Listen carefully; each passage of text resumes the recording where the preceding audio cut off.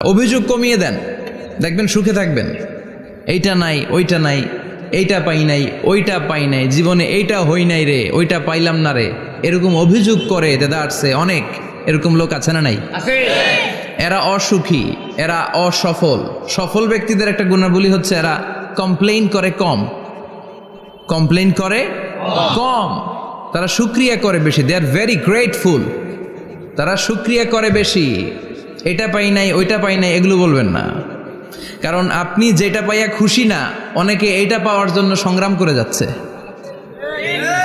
আপনি এখন যেই জায়গাটাতে আছেন, এই জায়গাটাতে পৌঁছা অনেকে স্বপ্ন। আপনি এটা পেয়ে খুশি না, কিন্তু আপনার জায়গায় পৌঁছার জন্য অনেকে স্ট্রাগল করে যাচ্ছে, সংগ্রাম করে যাচ্ছে। আপনি যেই পজিশনে আছেন, শুধু এই পজিশনে আসাটাই অনেকের স্বপ্ন। তো শুকরিয়া করবেন না কেন? এজন্য সব সময় আমাদের বেশি বেশি শুকরিয়া করতে হবে কার? রব্বুল আলামিন বলেন, কুল লাউ কানাল বাহরু মিদাদান লিকালিমাতি রাব্বি লানাফিদাল বাহরু ক্বাবলা আন তানফাদা কালিমাতু রাব্বি ওয়ালাউ জিনা বিমিসলিহি মাদাদা। সাগরের জলকে কালি করে, গাছের পাতাকে খাতা করে, তোমার মহিমা লেখা শেষ হবে না, যদিও লিখি প্রভু জীবন ভরে। সাগরের জলকে কালি করে, গাছের পাতাকে খাতা করে, তোমার মহিমা লেখা শেষ হবে না, যদিও লিখি প্রভু জীবন ভরে। সাগরের জলকে কালি করে, চিল্লায় বলেন ঠিক কিনা? সব সাগর মহাসাগরের জল যদি কালি হয়ে যায়, কি উপমা দিলেন আল্লাহ! সব সাগরের পানি যদি কালি হয়ে যায়, সব গাছের পাতাও যদি খাতা হয়ে যায়, আর সাগরের জল নামক কালি দিয়ে গাছের পাতা নামক খাতার উপরে যদি আমি আল্লাহর প্রশংসা তোমরা লিখতে শুরু করে দাও, সাগরের জল শেষ হয়ে যাবে, গাছের সব পাতাগুলো ফুরিয়ে যাবে, আমি আল্লাহর প্রশংসা করে শেষ করা যাবে না। সুবহানাল্লাহ বাড়িতে যায় বলবেন। সাগরের জল, চারটেখানে কথা। কয়টা সাগর দেখছেন আপনি? কয়টা সাগর ঘুরছেন? প্রশান্ত মহাসাগর দেখছেন আপনি? আটলান্টিক মহাসাগর দেখেছি আমরা? দেখি নাই। প্রশান্ত মহাসাগরের সবচেয়ে গভীর জায়গার নাম মারিয়ানা ট্রেঞ্চ। প্রায় 36,000 ফিট ওইটা ডেপথ, গভীরতা।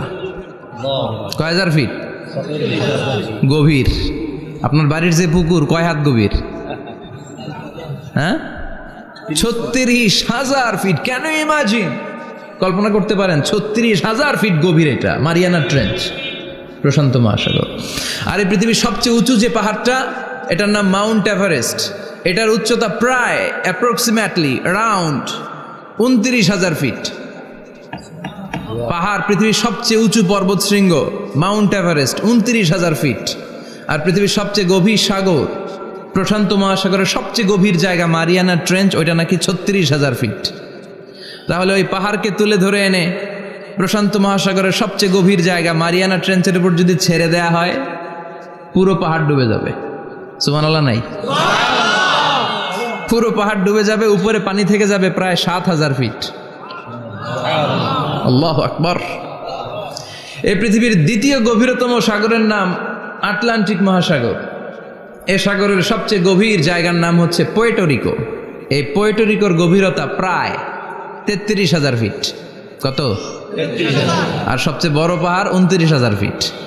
তো এই সাগরেও যদি বড় পাহাড়টা, পৃথিবীর সবচেয়ে উঁচুতম পর্বত শৃঙ্গকে এনে ছেড়ে দেয়া হয়, পুরো পাহাড় পানিতে তলিয়ে তো যাবেই, এর উপরে আরো পানি থেকে যাবে 4,000 ফিট। সাগর, মহাসাগর, পানি বেশি না কম? জোরে বলেন। কি বিশাল আটলান্টিক মহাসাগর! লম্বায় তো অনেক বড়, আড়াআড়ি ভাবে এটারে ক্রস করে অনেক প্লেন, অনেক বিমান। আগে কনকর্ড ক্রস করতো হিথ্রো এয়ারপোর্ট থেকে জন এফ কেনেডি এয়ারপোর্টে ল্যান্ড করার জন্য। ঘন্টায় 1000 মাইল বেগে ছুটতো এই প্লেনগুলো। তারপরেও আড়াআড়ি ভাবে, লম্বায় না, আড়াআড়ি ভাবে আটলান্টিক মহাসাগরকে ক্রস করতে 3-4 ঘন্টা লেগে যেত। প্লেন যদি ঘন্টায় চলে 1000 মাইল বেগে, আর আটলান্টিক মহাসাগরের পাশ যেটা প্রশস্ত, এটা ক্রস করতে যদি 3 ঘন্টা লাগে, তাহলে পাশে কয় হাজার কিলোমিটার? 3000 কিলোমিটার। সুবহানাল্লাহ কইবেন না? এত বিশাল বিশাল সাগর। সাগর কি, মহাসাগর কি এই দুইটা, যে প্রশান্ত আর আটলান্টিক? না, ভারত মহাসাগর, উত্তর মহাসাগর, দক্ষিণ মহাসাগর, বঙ্গোপসাগর, কৃষ্ণ সাগর, ভূমধ্য সাগর, লোহিত সাগর, চায়না সাগর, শত শত সাগরে ভরপুর মহাবিশ্ব। এই সব সাগরের পানি যদি কালি হয়ে যায়, কি হয়ে যায়? আর পৃথিবীতে যত গাছ আছে সব গাছের পাতা যদি খাতা হয়ে যায়, গাছ কয়টা আছে কুমিল্লায়? হ্যাঁ, অভাব নাই। তো কুমিল্লাতেই যদি অভাব নাই, তাহলে আফ্রিকার জঙ্গলের কি অবস্থা? কি পরিমাণে গাছ, বৃক্ষরাজি আল্লাহ তৈরি করেছেন। এই সব গাছের পাতা যদি এরকম খাতা হয়ে যায়, আর এই সাগরের জল নামক কালি দিয়ে যদি এই খাতায় আল্লাহর জিকির লিখতে শুরু করেন, প্রশংসা লিখতে শুরু করেন, গাছের পাতাও শেষ, সাগরের পানিও শেষ, শেষ হবে না আল্লাহর জিকির আর প্রশংসা করেন। আল্লাহু আকবার। এজন্য সব সময় প্রশংসা করতে হবে একজন সত্তার, তিনি কে? সে আল্লাহ বললেন, হুয়াল আউয়ালু ওয়াল আখিরু ওয়াজ যাহিরু ওয়াল বাতিন ওয়া হুয়া বিকুল্লি শাইইন আলিম। আল্লাহ বললেন, আমার প্রশংসা করবি না কেন? আমি সবার প্রথমে, আমি সবার শেষে, আমি প্রকাশ্যে, আমি গোপনে। কার কথা? আল্লাহ। প্রথমে কে? আল্লাহ। জোরে বলেন, আল্লাহ।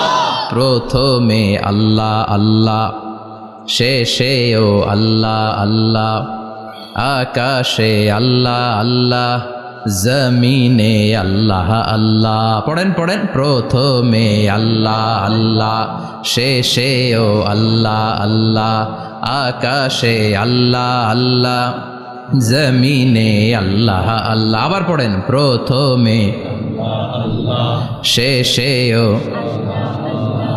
আকাশে আল্লাহ আল্লাহ, জমিনে আল্লাহ আল্লাহ। নিখিল জাহান গাই গুণগান, তারে নামে গাই আমরাও গাহি তাআলা, হামদে বারি তাআলা, হামদে বারি তাআলা, হামদে বারি তাআলা।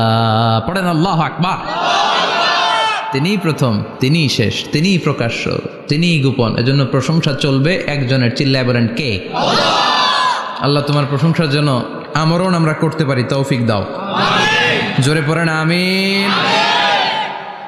সুলতানপুর নুরানিয়া হাফিজিয়া মাদ্রাসা ও এতিমখানার উদ্যোগে আজকের এই প্রোগ্রাম সভাপতিত্ব করছেন আলহাজ শামসুল হক সরকার, অবসরপ্রাপ্ত সরকারি কর্মকর্তা। আসছেন সভাপতি? অসুস্থ, আল্লাহ তুমি সুস্থ করো। আমার আগে কথা বলছিলেন হযরত মাওলানা ইয়াহিয়া মাহমুদ দামাত বারাকাতুহ, প্রতিষ্ঠাতা প্রিন্সিপাল শাইখুল হাদিস জামিয়া দারুল উলুম রামপুরা ঢাকা। সুন্দর বয়ান করছিলেন, আমি খাচ্ছিলাম আর শুনছিলাম। প্রামাণ্য বর্ণনা করছিলেন কিভাবে কিয়ামত হবে, কিভাবে আমরা উঠব, হুফাতান ওরাতান মুশাতান গুরলা, উলঙ্গ, নেকেড। সেদিন আমাদের গায়ে জামা থাকবে? জ্যাকেট থাকবে খালি। কি থাকবে? কিছু থাকবে, জামা থাকবে না, পায়ে জুতা থাকবে না, পেটে খাবার থাকবে না, খালি থাকবে চিৎকার। সেদিন থাকবে কি? মনে হয় কথাগুলো প্রতিদিন এগুলো রিমাইন্ডার দিবেন নিজেকে, যে ওই দিনটার মুখোমুখি আমি হতে যাচ্ছি। আমি কি তৈরি করেছি আখিরাতে নাজাতের জন্য। প্রতিদিন ভাবতে হবে যে দাদা চলে গেল, বাবা চলে গেল, আমিও ওই একই পথের যাত্রী। দ্য ডেস্টিনেশন ইজ সেম, গন্তব্য এক, কেউ আগে কেউ পরে। এটাই ওয়াজ, এটাই দামি ওয়াজ। এটা মনে রাখলেই মানুষ আর চুরি করতে পারে না, মিথ্যা বলতে পারে না, ইফটিজিং করতে পারে না, পরকিয়া করতে পারে না, মতের বিরুদ্ধে গেলে তারে রামদা দিয়ে কোপাইতে পারে না। চিল্লা এখন ঠিক কিনা? এটাই হচ্ছে ইসলাম। আখিরাতের স্মরণ, যিকরাদ্দার, চলে যেতে হবে। ছোট্ট আছি, বড় হব। এই যে দাড়ি পাকা মুরব্বীরা যারা আছেন, ওনার মায়ের পেট থেকে তো এরকম সাদা দাড়ি নিয়ে বেরিয়েছিল না? ছোট্ট বাচ্চা হয়ে এসেছিল, ওনারা ওয়া ওয়া করে কেঁদেছে। শৈশব, কৈশোর, যৌবন, প্রৌঢ়ত্ব, বার্ধক্য, বয়সের ভার, চুল আর দাড়ির শুভ্রতা। আগে ছিল সিঙ্গেল, হয়েছে ডবল, এরপর হয়েছে মেয়ের বাপ, এরপরে শ্বশুর, এরপরে নানা। This is the circle of life. এটাই সার্কেল, রাউন্ড, এভাবে ঘুরে আবার চলে যেতে হবে। এই চিন্তাটা যদি মাথায় থাকে, ওই লোক টেন্ডারবাজি করতে পারে? চাঁদাবাজি, ইফটিজিং, মিথ্যা বলতে পারে, যৌতুক খেতে পারে? এজন্য সব সময় give yourself the reminder of আখিরা। আখিরাতের রিমাইন্ডার নিজে দেন। অন্যায় হয়ে গেলে, ভুল হয়ে গেলে রিমাইন্ডার দেন যে থাকতে আসি নাই, চলে যাব। কেউ থাকতে পারে নাই, নবীরাও পারে নাই। যেই মালাকুল মাউত রুহু কবজ করে, ওই ফেরেশতা থাকতে পারছে? চলে গেছে। আমাদেরকে চলে যেতে হবে। আল্লাহ বুঝার তৌফিক দাও। তো উনি এগুলো নিয়ে দেখলাম কথা বলছিল, চমৎকার বলছিল। এরকম ভালো আলেমদের দাওয়াত দেওয়া উচিত, যারা কিচ্ছা কাহিনী না বলে কনস্ট্রাকটিভ কথা বলে। কিছু শিখে যাওয়া যায়, কিছু জেনে যাওয়া যায়। পুঁজির বোঝাটা হালকা না, ভারী করা যায়, ঠিক কি না? আল্লাহ আমাদেরকে তৌফিক দান করুক। উনি যা বললেন আমরা যেন আমল করতে পারি। আরো অনেকে কথা বলেছেন, যারাই বলেছেন নিঃসন্দেহে কোরআন থেকে বলেছেন। আমরা চাই এই কোরআনের কথা ছড়িয়ে পড়ুক শহর, গ্রাম, বন্দর, বিশ্বের আনাচে কানাচে, সব জায়গায়। রাজি আছেন তো? কোরআন দিয়ে দেশ চলুক আমরা চাই না? কোরআন দিয়ে সমাজ চলুক আমরা চাই না? কোরআনের ভেতরে সব সমস্যার সমাধান দিয়েছে কে? আল্লাহ। সমাধান চাও যদি জীবনে মরণে, ফিরে যাও খুঁজে নাও, চোখ রাখো কোরআনে। পড়েন সবাই, সমাধান ফিরে যাও খুঁজে নাও, চোখ রাখো কোরআনে। If you want the solution this দুনিয়ায় নাখিরা, go back, have a look to the holy কোরআনে। ঠিক কিনা?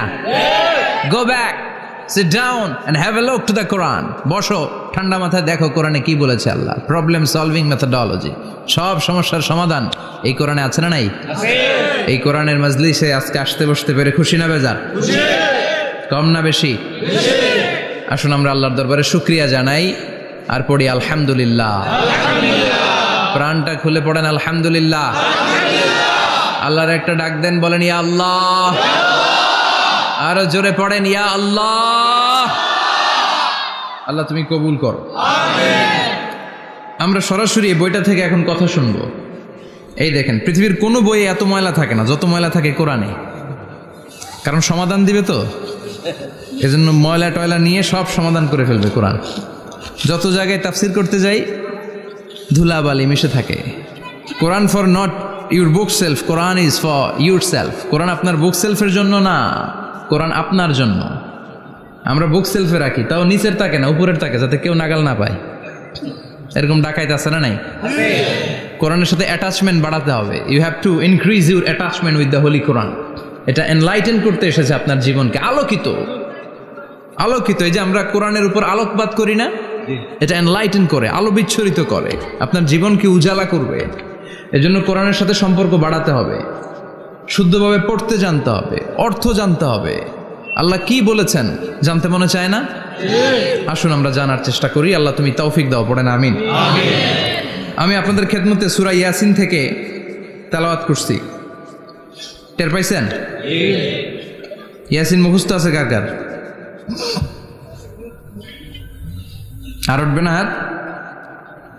মাশাআল্লাহ। অর্ধেক মুখস্থ আছে কার দেখি? আচ্ছা, প্রথম 5 আয়াত মুখস্থ আছে কার? আচ্ছা, এই সূরার নাম আজকে প্রথম শুনছেন কে কে? হাত তোলেন। নাম সবাই শুনছে তাই না? আল্লাহ কবুল করো। আরো জোরে পড়েন আমিন। তো সূরাতুল ইয়াসিন থেকে আজকে আমরা কথা শুনবো ইনশাআল্লাহ। পড়েন ইনশাআল্লাহ, যতটুকু আমাদের সাধ্যে কুলায়। এটা মাক্কি সূরা। সূরা ইয়াসিনটা কি সূরা? মাক্কি সূরা। বিশ্বনবীর জীবনে 2টা পর্ব, একটা মাক্কি পর্ব, একটা মাদানী পর্ব। একটা হচ্ছে মাক্কি ইনিংস আর একটা মাদানী ইনিংস। ক্রিকেটে ইনিংস থাকে, ফার্স্ট ইনিংস, সেকেন্ড ইনিংস, বুঝতে সুবিধা না? কমন পড়ছে সবার? তো এটা হচ্ছে বিশ্বনবীর মাক্কি ইনিংসের একটা সূরা। মাক্কি ইনিংসের বৈশিষ্ট্য হচ্ছে বিশ্বনবী তাওহীদের দাওয়াত দিয়েছেন, রিসালাতের দাওয়াত দিয়েছেন, আখিরাতের কথা বলেছেন, একটু নরম নরম কথা বলেছেন। কারণ চারদিকে খালি মাইর। চারদিকে কি? কোরআনের কথা বললে মাইর আছে না? মার খেতে হয়, বকা শুনতে হয়, ঝুঁকি নিয়ে কথা বলতে হয়। চিল্লা এখন ঠিক কিনা? বিশ্বনবীরে বলা হলো এগুলো ছেড়ে দেন, এগুলো ছেড়ে দেন। সুন্দরী নারী দেব, টাকার পাহাড় দেব, ক্ষমতার চেয়ারে বসিয়ে দেব, সব দিব। এই হচ্ছে আমাদের 3 দফা। নারী দিব, সম্পদ দিব, ক্ষমতা দিব। বিষ্ণু বললেন আমার খালি 1 দফা। আমার কয় দফা? 1 দফা। লা ওয়াদাউ আশ-শামসা ফি ইয়ামিনি, সূর্য যদি ডান হাতেও দাও, ওয়াল কামারা ফি ইয়াসারি, চন্দ্র যদি বাঁ হাতেও দাও, এই কালেমার দাওয়াত থেকে 1 হাতও আমারে পিছনে নেওয়া যাবে না। চিল্লা এখন ঠিক কিনা? মুমিন কখনো ভয় পায় না, মুমিন কখনো পিছু হটে না, মুমিন স্ট্র্যাটেজি চেঞ্জ করে, মুমিন কৌশলী হয়। এই রাস্তা দিয়ে যাওয়া যায় না, বৈশা বৈশা কেঁদে লাভ নাই, রাস্তা আরেকটা খুঁজতে হবে, আরেকটা রাস্তা বানায় নিতে হবে। এটাই হচ্ছে মুমিনের বৈশিষ্ট্য। আল্লাহ তুমি বোঝার তৌফিক দাও। তো বিশ্বনবীর মাক্কি ইনিংসের খেলার সিস্টেম ছিল ঠ্যাক দিয়ে খেলতেন। ক্রিকেটে কি বলে যে উইকেট বাঁচায় খেলতে হবে, তোমার উইকেট যাতে পড়ে না যায়, তো ঠেকায় ঠেকায় খেলে। তো বিশ্বনবী ঠেকায় ঠেকায় খেলছেন, আর 4 ছক্কা মারছে সব মাদানি ইনিংসে। সুবহানাল্লাহ নাই? মাদানি ইনিংসে বিশ্বনবী গর্জে উঠলেন, জ্বলে উঠলেন আপন শক্তিতে। রবি না? তো বিশ্বনবী মাদানি ইনিংসে যেটা করেছেন সেটা হচ্ছে সমাজ সংস্কার করেছেন।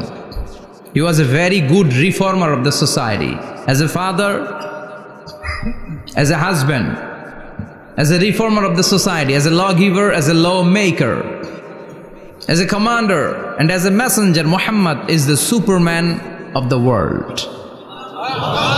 স্বামী হিসেবে, বাবা হিসেবে, নেতা হিসেবে, নবী হিসেবে, সমাজ সংস্কারক হিসেবে, আইন প্রণেতা হিসেবে মুহাম্মদ হচ্ছেন এই পৃথিবীর জন্য সুপারম্যান। তার কোনো তুলনা হয় না, বিশ্বনবীর কোনো তুলনা হয় না। Beyondless, boundless, bottomless. তারা নিয়ে কথা বলতে গেলে সময় ফুরায় যাবে, মাইকের ব্যাটারি শেষ হয়ে যাবে, মাগার কথা শেষ হবে না। এজন্য ওনার জীবনের ক্ষেত্রে বলা হয় বিয়ন্ডলেস, বাউন্ডলেস, বটমলেস। অসাধারণ ব্যক্তিত্ব, সুপার ক্যালিফ্রাজিলিস্টিক এক্সপিয়ালিডোসাস, অসাধারণ, যার কোনো তুলনা হয় না, এক্সেলেন্ট, আনপ্যারালাল। মাদানী জীবনে উনি সশস্ত্র সংগ্রাম করলেন, সংস্কার করলেন সমাজটাকে, সেনাবাহিনী বানালেন। তখন আর নরম নরম ভাবে খেলে নাই, গরম ভাবে খেলেছে। এটা হচ্ছে ইমানের দাবি। মুমিনরা কৌশলী হয়, যখন যে পরিস্থিতি, ওই পরিস্থিতির সাথে তাদের স্ট্র্যাটেজি তারা পাল্টায়। তো বিশ্বনবীর মাদানী ইনিংসে এই সূরা নাজিল হয়নি, হয়েছে মাক্কি ইনিংসে, মাক্কি সূরা। এই সূরার অনেক ফজিলত, ছোটবেলা থেকেই সূরা ইয়াসিনের অনেক ফজিলতের কথা আমরা শুনেছি না? বিশ্বনবী বলেছেন ইন্না লিকুল্লি শাইইন কলবান ওয়া কলবুল কোরআনি সূরাতু ইয়াসিন। সব জিনিসের একটা কলব আছে, হৃদয় আছে, অন্তর আছে, আর কোরআনের কলবের নাম হচ্ছে সূরা ইয়াসিন। বিশ্বনবী বললেন ইন্না লিকুল্লি শাইইন কলবান, সব জিনিসের একটা কলব আছে।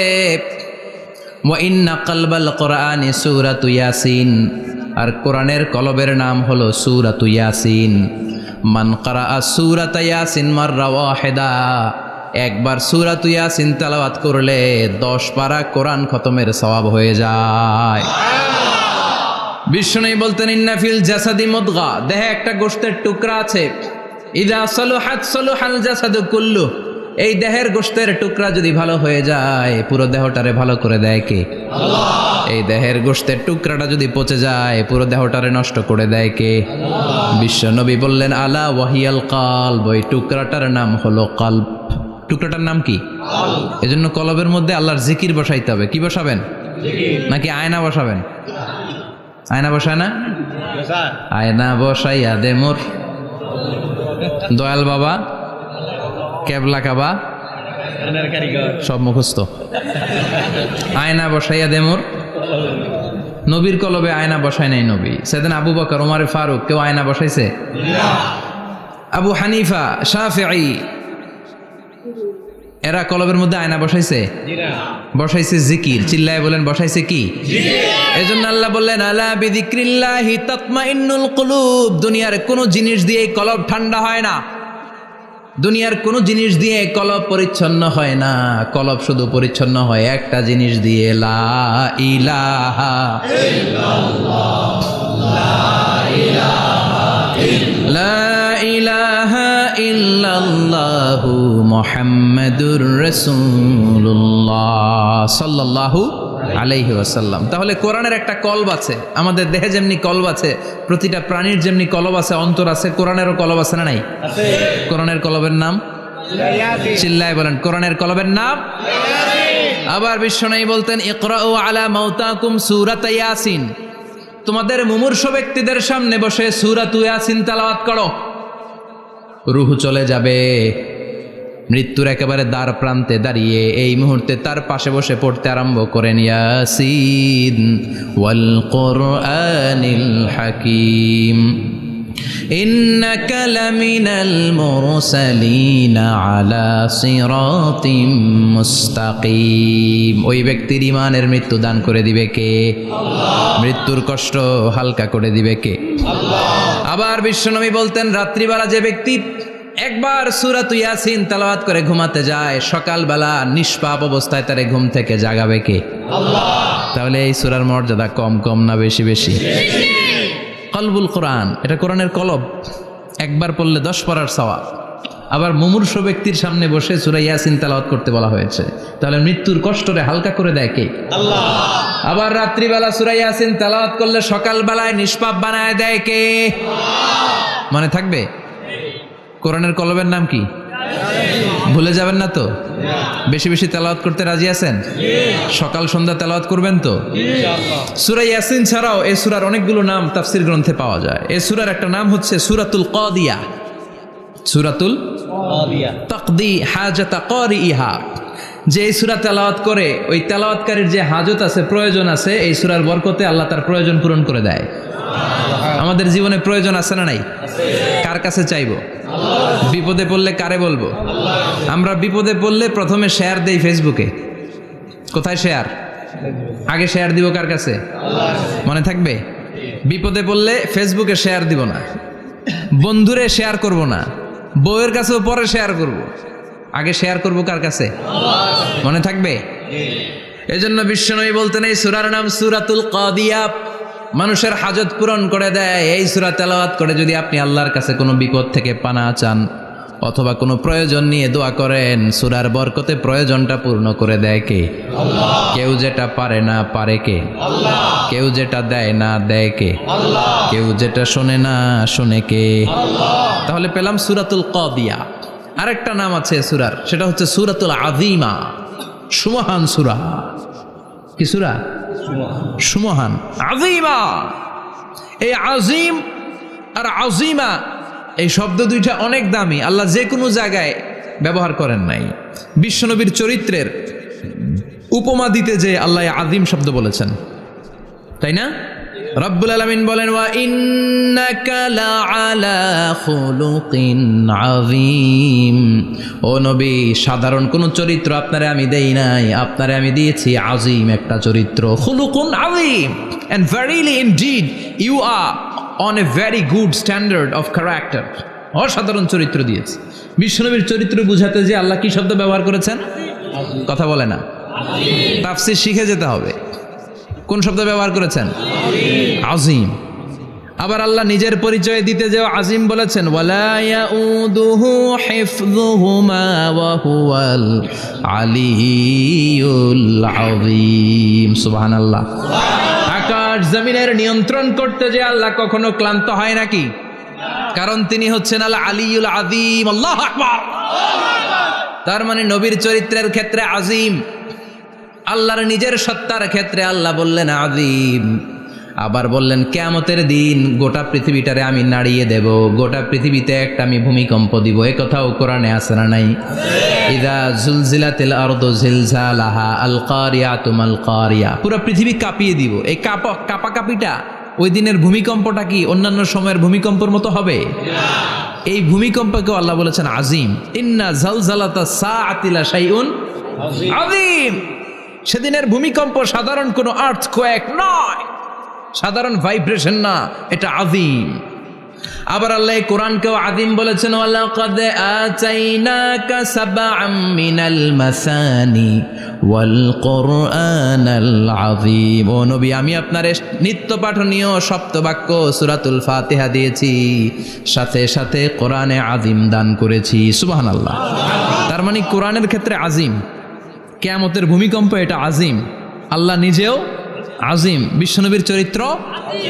আবার এই সূরাটাও যেহেতু দামি, এজন্য এই সূরার নাম সূরাতুল আযীমা। সূরাতুল সুমহান সূরা। এটা যেন তেন সূরা নয়, এটা তো কোরআনের কলব। কলব ছাড়া মানুষ বাঁচে?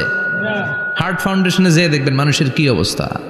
হৃদরোগ, হৃদয় যার নষ্ট, তার যে কত কষ্ট। এই যে কি পরানো লাগে এখন, রিং পরায়, এনজিওগ্রাম, এনজিওপ্লাস্টি করে আর্টারি ব্লক করে ফেলে। চর্বি, এত চর্বি আমরা খাই, এত গরুর গোশত আমরা খাই। মনে রাখবেন, যেই প্রাণীর পা বেশি ওইটার ভিতরে কোলেস্টেরল বেশি। মাছের কয় পা? হ্যাঁ, নাই, এখানে নাই, মাছের পাটা নাই, কোলেস্টেরলও নাই। মুরগির কয় পা? জোরে বলতে হবে। তার মানে কিছু কোলেস্টেরল আছে না নাই? গরুর কয় পা? কোলেস্টেরল বেশি না কম? এইবার কোন চিংড়ির কয় পা? সবচেয়ে বেশি কোলেস্টেরল কন্টেইন করে শ্রিম্প, প্রন, চিংড়ি। এজন্য এগুলো কম খাইতে হবে। তবে 40-এর আগে যারা আছেন ধুমায়া খান, 40-এর পরে এই যে মাটন, ল্যাম্প, ছাগলের গোশ, খাসির গোশ, চিংড়ি, এগুলো আপনার ডায়েট থেকে বাদ দিয়ে দিতে হবে। বুঝতে পেরেছেন? এজন্য এই সূরাটা যেন তেন সূরা নয়, এটা তো কোরআনের কলিজা, হার্ট, হৃদয়। এজন্য সূরাটা সূরাতুল আযীমা। সুবহানাল্লাহ পড়েন। তার মানে 1 নম্বরে পেলাম সূরাতুল কাদিয়াহ, 2 নম্বরে পেলাম সূরাতুল আযীমা, 3 নম্বরে সূরার আরেক নাম হলো সূরাতুল মুইম্মা। সূরাতুল মুইম্মা। মুইম্মার 2 অর্থ। এক অর্থ হচ্ছে এটার বরকতটা আম, সবার জন্য, যেই পড়ে সেই বরকত পায়, এজন্য মুইম্মা। আবার মুইম্মার আরেক অর্থ হচ্ছে যেই সূরা শত্রুকে অন্ধ করে দেয়। কি করে দেয়? এই সূরার প্রথম 9টা আয়াত যদি বিপদে পড়ে, শত্রুর কবলে পড়ে আপনি তেলাওয়াত করেন, শত্রুর চোখটারে অন্ধ করে দিবে কে? আল্লাহ।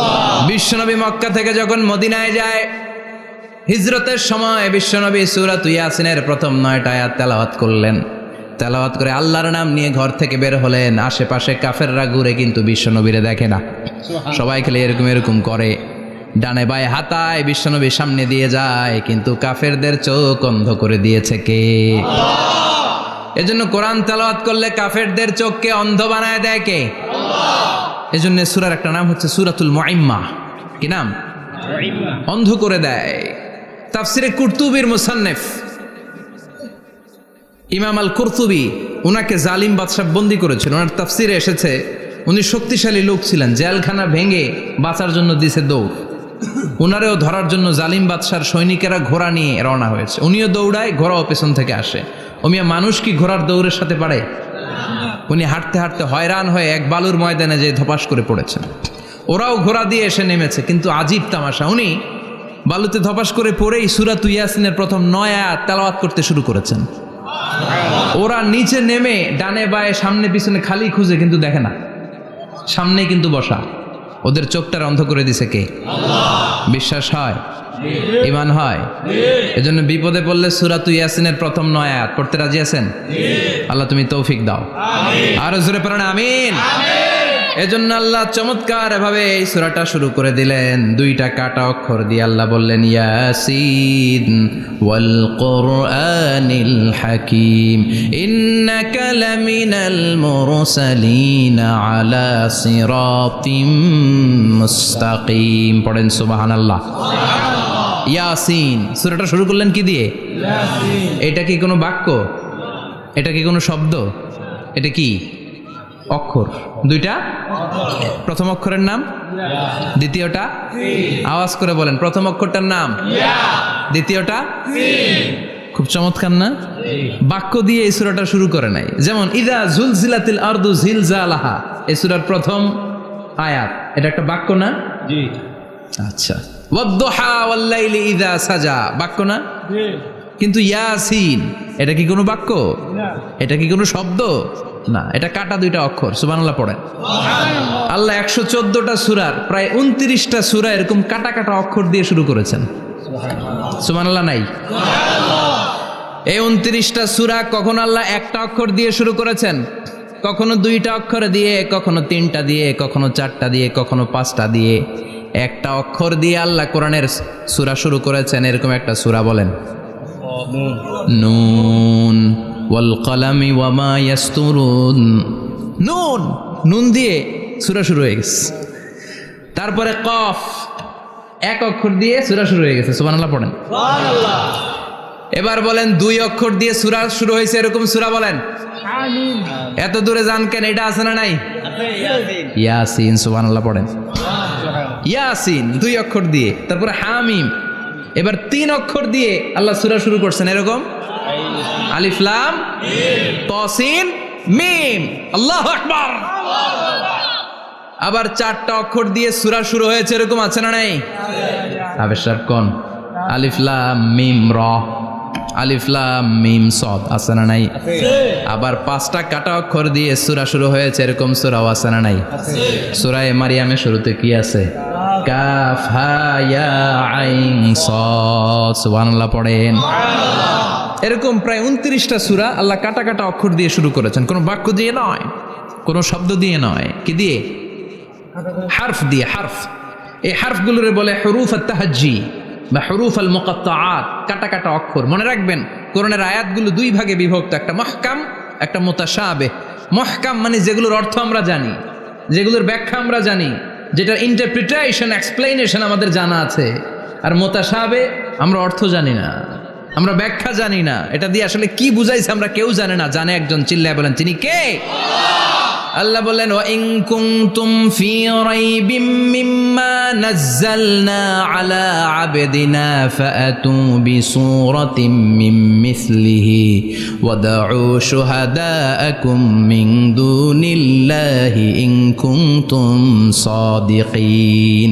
আল্লাহ বললেন ও জাহেলি যুগের লোকেরা, শোনো শোনো, এত আরবি কবিতা বানাতে পারো, এত গল্প লিখতে পারো, আরবিতে এত নোবেল বানাতে পারো, উপন্যাস বানাতে পারো, আর্টিকেল লিখতে পারো, আমার নবীর উপর যে কোরআন আমি নাজিল করেছি এই কোরআনের ব্যাপারে অন্তরে যদি কোনো সন্দেহ থাকে, বাপের বেটা হলে পারলে কোরআনের মতো একটা সূরা বানিয়ে নিয়ে আসো।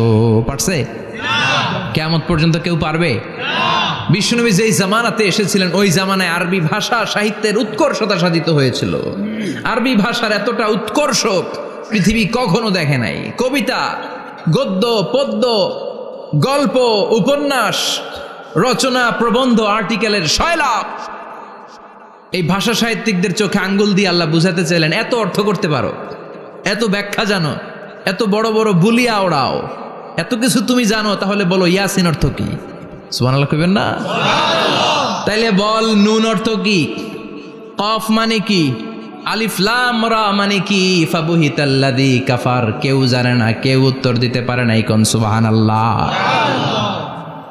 এটা কোরআনের মুআজিজা, এটার অর্থ কেউ জানে না। আর এগুলোর অর্থ নিয়ে খোঁচাখুচি করাও ঠিক না। তবে মুফাসসিরিনে ইকরাম এগুলোর কিছু অর্থ সম্ভাব্য বলার চেষ্টা করেছেন। যেমন ইয়াসিনের অর্থ ইবনে আব্বাস বলেছেন এর অর্থ হতে পারে ইয়া ইনসান, হে মানুষ। সুবহানাল্লাহ পড়েন। কেউ কেউ বলেছে এটার অর্থ হতে পারে ইয়া সাইয়্যিদ আল মুরসালিন। কেউ কেউ বলেছেন ইয়াসিন হতে পারে ইসমুল্লাহ, আল্লাহর নাম। কেউ বলেছেন এটা হতে পারে ইসমুন লিন নবী, বিশ্ব নবীর নাম। আবার কেউ কেউ বলেছেন ইয়াসিন হতে পারে এই কোরআনে কারিমের একটা নাম। কোন সুবহানাল্লাহ। এই সম্ভাব্য সব কথাগুলো বলে পৃথিবীর সব মুফাসসিররা বলতে বাধ্য হয়েছেন আল্লাহু আ'লামু বিমুরাদিহি বিহি। এটার দ্বারা আসল অর্থ যে কি এটা আমরা কেউ জানি না। জানে কে? আল্লাহ। চিৎকার করে বলতে হবে জানে কে? আল্লাহ। তাহলে ইয়াসিন মানে আমরা জানি না। ইয়াসিনের অর্থ আমরা ছেড়ে দেব কার উপর? আল্লাহ। এরপর আল্লাহ বললেন ওয়াল কুরআনিল হাকীম। প্রজ্ঞাময়, বিজ্ঞানময় কোরআনের শপথ। ওয়াল কুরআনিল হাকীম, বিজ্ঞানময়, প্রজ্ঞাময় কোরআনের শপথ বা কসম। ওয়াল কুরআনিল হাকিমে যে ওয়া, এই ওয়াটারে আরবিতে বলে ওয়া আল কাসামিয়া। কি বলে? ওয়া আল কাসামিয়া। কসম কাটার জন্য আল্লাহ এই ওয়া ব্যবহার করেছেন। যত জায়গায় কোরআনে আল্লাহ কসম কেটেছেন ওই কসমের শব্দটার আগে ওয়া আছে না নাই? ও মিয়া, কোরআনে আল্লাহ সময়ের শপথ করেছেন, কসম কেটেছেন, যুগের কসম কেটেছেন। যুগের সময়ের আরবি হলো আল আসর। এই আসরের আগে ওয়া আছে না নাই? কি বলছে আল্লাহ? ওয়াল আসর, ওয়াল। আবার 3 ফলের কসম আল্লাহ কোরআনে কেটেছেন, কি বলেছেন? ওয়াত্তিন মানে 3-এর কসম। জাইতুনের কসম কেটেছেন, বলেছেন ওয়াজ্জাইতুন। তুর পাহাড়ের কসম কেটেছেন, বলেছেন ওয়াতুরে সিনিন। যত জায়গায় কসম তত জায়গায় ওয়াও আছে না নাই? পাহাড়ের নামে কসম কেটেছেন, আল্লাহ বলেছেন ওয়াত্তুর। সূর্যের নামে কসম কেটেছেন, আল্লাহ বলেছেন ওয়াশ-শামসি ওয়া দুহাহা। সুবহানাল্লাহ কইবেন না? ফজরের নামে কসম কেটেছেন, কি বলেছেন? ওয়াল ফাজর। জিলহজ মাসের প্রথম 10 রাতের কসম কেটেছেন, কি বলেছেন? ওয়া লায়ালিন আশর। জোর আর বেজরের কসম কেটেছেন, আল্লাহ বলেছেন ওয়াশ-শাফঈ ওয়াল ওয়াতর। সূরা ইয়াসিনে কাটা কাটা 2টা অক্ষরের পরে রব্বুল আলামিন কোরআনের কসম কেটেছেন, এজন্য আল্লাহ বলেছেন ইয়াসিন ওয়াল কুরআনিল হাকীম। ইয়াসিন ওয়াল কুরআনিল হাকীম, প্রজ্ঞাময় বিজ্ঞানময় কোরআনের শপথ। কোরআনের মধ্যে বিজ্ঞান আছে না নাই? বেশি না কম? বিশ্বাস হয় না? নাস্তিকদের কথা বিশ্বাস হয়? নাস্তিকরা বলে কোরআনের মধ্যে বিজ্ঞান নাই, কোরআনের মধ্যে সায়েন্স নাই, কোরআনের ভেতরে টেকনোলজি নাই। কিন্তু কোরআন বলে এমন কিছু নাই, মানুষের প্রয়োজনীয় এমন কিছু নাই যেটা আমার ভিতরে নাই। আল্লাহু আকবার। আল্লাহ বললেন মা ফররাতনা ফিল কিতাবি মিন শাই, কিতাবের মধ্যে আমি কিছু বাদ রেখে দেই নাই।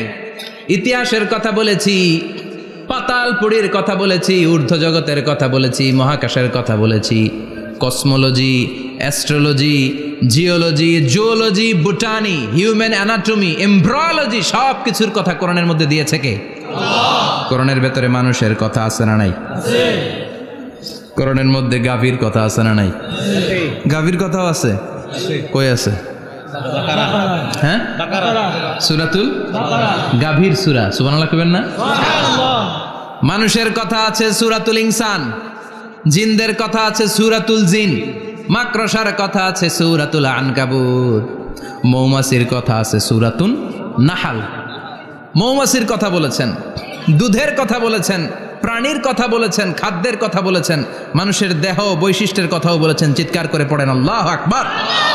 আল্লাহ বললেন ওয়া আওহা রাব্বুকা ইলান নাহলি আনিত্তাখিযি মিনাল জিবালি বুয়ুতাও ওয়া মিনাশ শাজারি ওয়া মিম্মা ইয়ারিশুন। সুবহানাল্লাহ পড়েন।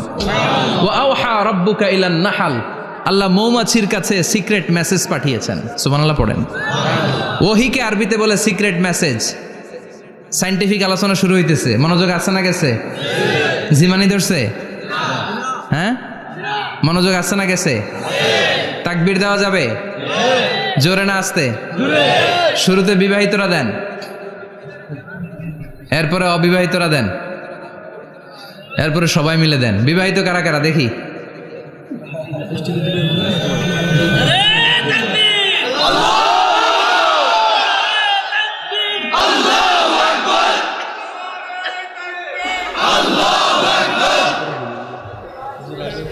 বিবাহিতরা অবিবাহিতরা দিবেন না?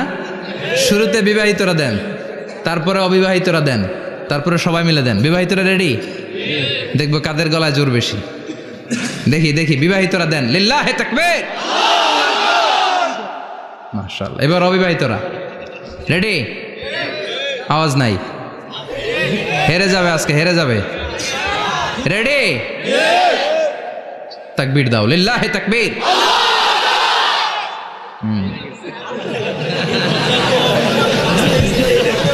ইয়াংদের পারফরমেন্সই আলাদা, আওয়াজ বেশি।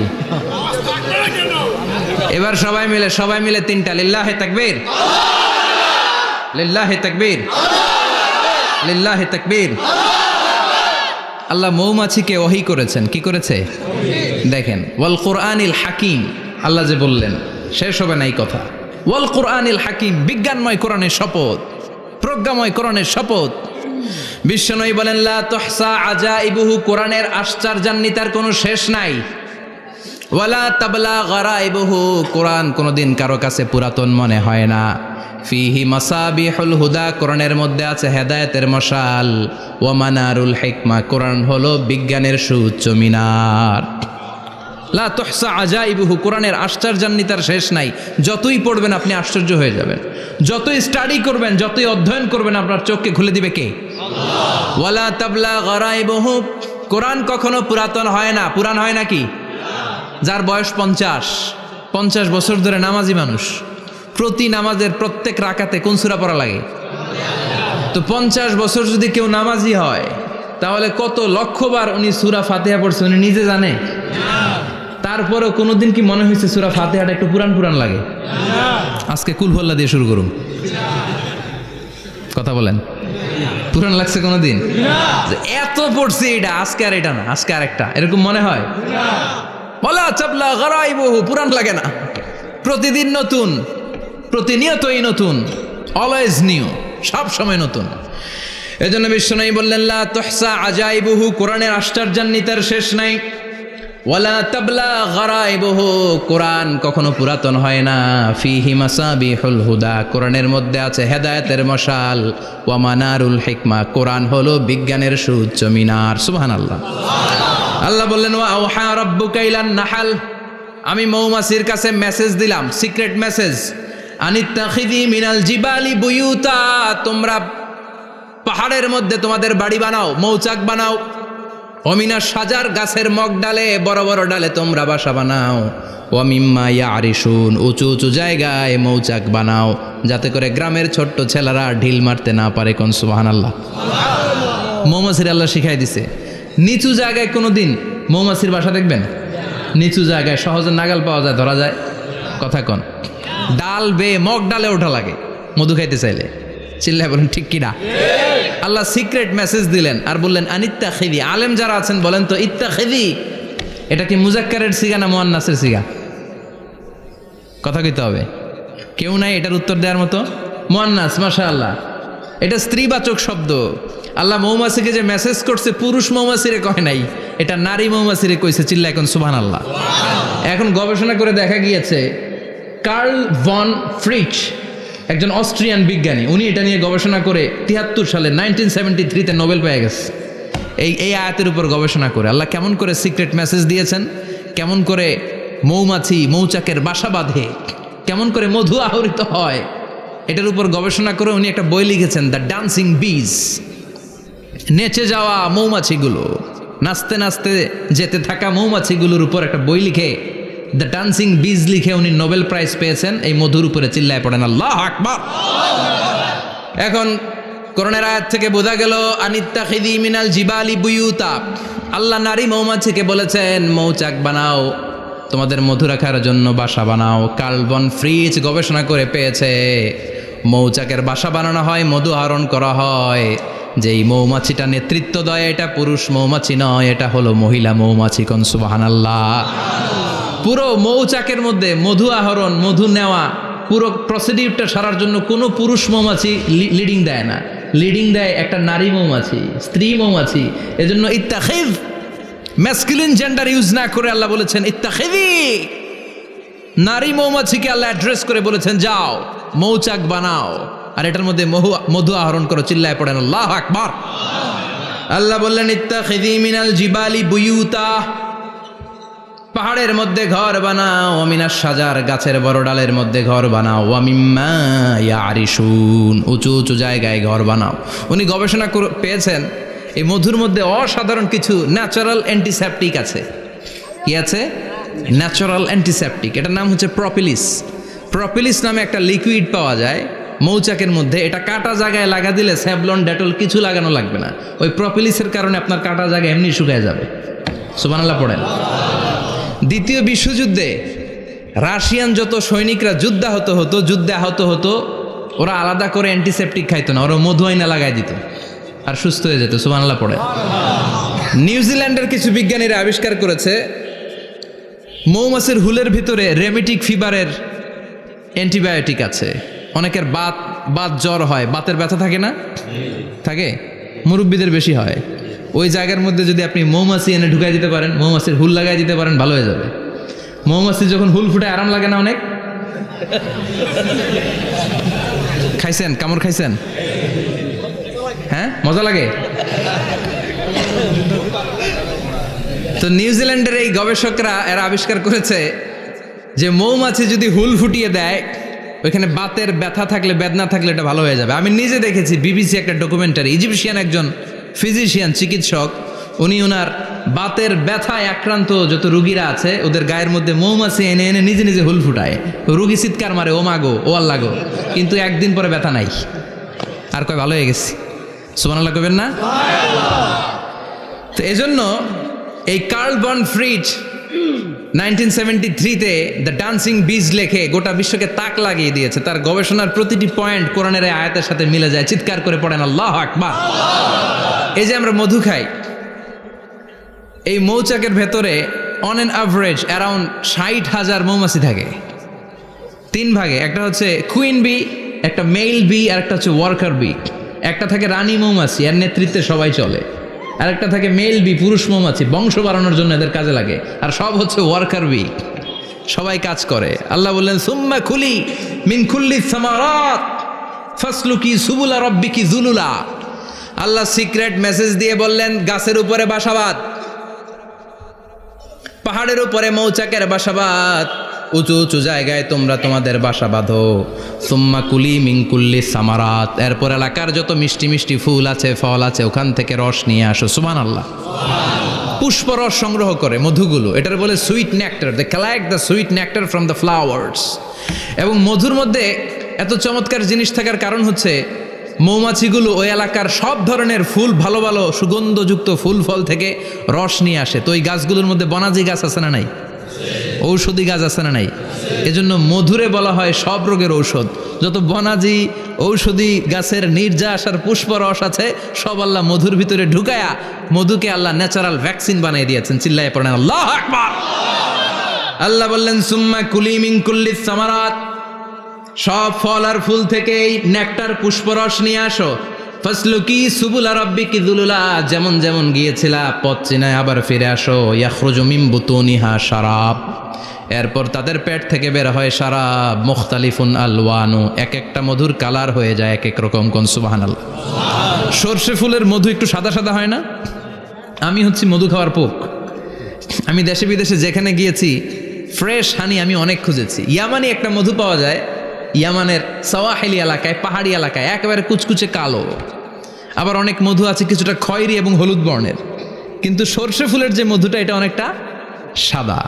এই পুষ্পরস নিয়ে মৌমাছিগুলো মৌচাকের মধ্যে ঢেলে দেয় না, এগুলো খেয়ে ফেলে।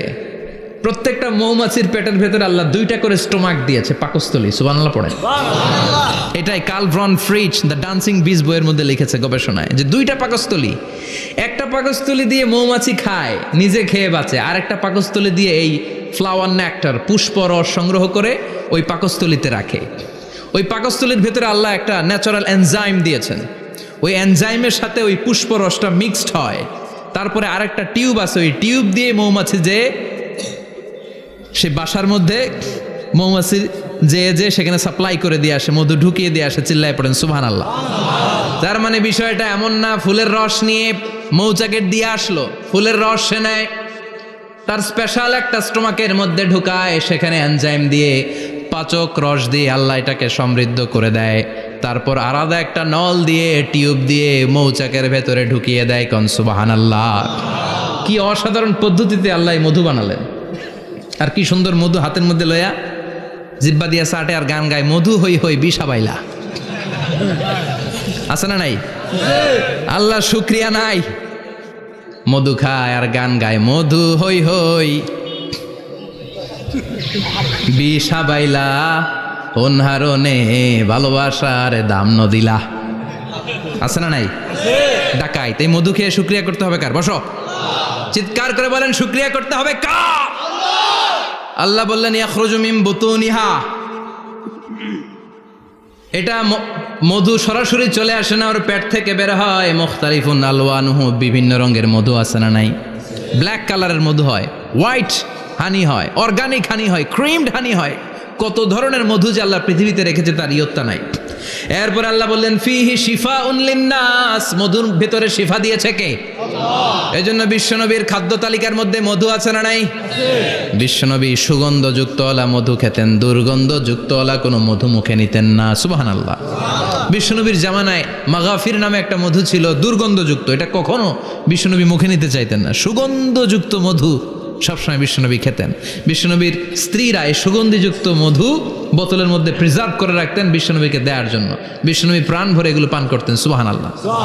বিশ্বনবী যে সমস্ত খাদ্যগুলো পছন্দ করতেন হাদিসে এসেছে, বিশ্বনবী রুটি খেতেন, খেজুর খেতেন, খেজুর, খেজুর চিনেন, বালাহ, তামার, দুধ খেতেন, এই মধু খেতেন, জব খেতেন, বার্লি খেতেন, লাউ খেতেন, রুম্মান, ডালিম ফল, আনার ফল, আনার চিনেন, আনার, এই আনার খেতে পছন্দ করতেন বিশ্বনবী। মাশরুম খেতেন, মাশরুম, মাশরুম চিনেন, ব্যাঙের ছাতার মতো।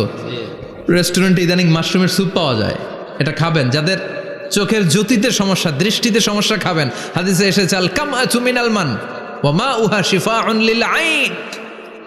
মাশরুম হলো মান্না সালোয়ার মতো খাবার। মাশরুমের স্যুপ যারা খাবে, চোখের জ্যোতি যাদের কম, তাদের চোখের জ্যোতি বাড়িয়ে দিবে কে? বুখারীর বর্ণনা, কানা রাসূলুল্লাহ ইউহিব্বুল হালাওয়া ওয়াল আসাল। বিশ্বনবী মিষ্টান্ন খেতে বড্ড পছন্দ করতেন, আবার বিশ্বনবী বেশি বেশি মধু খেতে পছন্দ করতেন, সুবহানাল্লাহ। কোরআনে দুইটা জিনিসের ক্ষেত্রে আল্লাহ শিফা যোগ করেছেন, যে দুইটা জিনিসের সাথে সম্পৃক্ত হলে শিফা। এক হচ্ছে কোরআন পড়লে শিফা, অনুনাজ্জিলু মিনাল কোরআনি মা হুয়া শিফা। আবার কোরআনে এই আয়াতের ক্ষেত্রে বলা হয়েছে শিফা ফিহি শিফাউন লিন্নাস। এজন্য সাইয়েদানা ইবনে মাসউদ এই উম্মাকে উদ্দেশ্য করে বলেছেন, আলাইকুম বিশিফাইন, তোমাদের উচিত দুইটা জিনিস থেকে শিফা নেয়া। এক হলো কোরআন, দুই হলো আসাল মানে মধু। কোন সুবহানাল্লাহ। কোরআন তেলাওয়াত করলে অসুস্থরে সুস্থ করে দেয় কে? সূরা ফাতিহা তেলাওয়াত করলে অসুস্থকে সুস্থ বানিয়ে দেয় কে? আবার মধু খেলে সুস্থ বানিয়ে দেয় কে? মধু খেয়ে প্রশংসা করবেন কার? নাকি মধু হই হই বিষাবাইলা বলবেন এগুলো কখনো? খাঁটি মধু খেতে হবে। খাঁটি মধু চিনার উপায় হচ্ছে, এটাতে পিঁপড়া জমে না, এটা ফ্রিজে রাখলে জমাট বাঁধে না, এটাতে দুর্গন্ধ হয় না। এক গ্লাস পানির মধ্যে এক ড্রপ মধু ছেলে দিলে এটা পানির সাথে না মিশে একেবারে নিচে চলে যায়। খাঁটি মধু খেতে হবে, তাহলে ফিহি শিফাউন লিন্নাস। কত কিছু দিয়ে আল্লাহ এটাকে সমৃদ্ধ করেছেন। এটার মধ্যে গ্লুকোজ আছে, এটার মধ্যে সুক্রোজ আছে, ফ্রুক্টোজ আছে, প্রোটিন আছে, মিনারেলস আছে, ক্যালসিয়াম আছে, ভিটামিন আছে। খাইলেই শরীর গরম হয়ে যায়, সুবহানাল্লাহ। এজন্য শীতকালে বেশি বেশি খাবেন, জাম্পার লাগবে না। শীতকালে মধু খেয়ে রাত্রেবেলায় বের হবেন, আর মাফলার পেঁচিয়ে বেরোয়া লাগবে না, সুবহানাল্লাহ পড়েন। তার মানে আল্লাহ বললেন ইয়াসিন ওয়াল কোরআনিল হাকিম, প্রজ্ঞাময়, বিজ্ঞানময় কোরআনের কসম। কোরআনের ভেতরে বিজ্ঞান আছে না নাই? বিজ্ঞানের কথা এই তো শুরু করলাম, আজকে সারা রাত বিজ্ঞানের কথা বলবো ইনশাআল্লাহ। থাকবেন কতক্ষণ? হ্যাঁ, স্লোগান দেন লিল্লাহি তাকবীর। এরপরে আল্লাহ বললেন, গোলাম ওয়া ইন্না লাকুম ফিল আনআমি লাইবরা, প্রাণীকুলের দিকে নজর করে তাকাও। প্রাণীকুলের মধ্যে আমি তোমাদের জন্য নিদর্শন রেখেছি। নুসকিকুম মিম্মা ফি বুতুনিহি, এই প্রাণীকুলের পেট থেকে একটা চমৎকার জিনিস আমি বের করে দেই, এটার নাম হচ্ছে দুধ। এটা কি? দেখেন, একই আয়াতের মধ্যে আল্লাহ মধুর কথাও বললেন, আবার দুধের কথাও বললেন। দুধটা কিভাবে হয়, উৎপন্ন হয়, মধু কেমনে হয়, ইঞ্চি ইঞ্চি কথা এই কোরআনের ভেতরে তুলে ধরলেন কে? আল্লাহ বললেন, মিমবাইনি ফারসিউ ওয়াদামিল লাবানা, গোবর আর রক্তের মাঝখান দিয়ে আমি দুধ বের করি। সুবহানাল্লাহ পড়েন।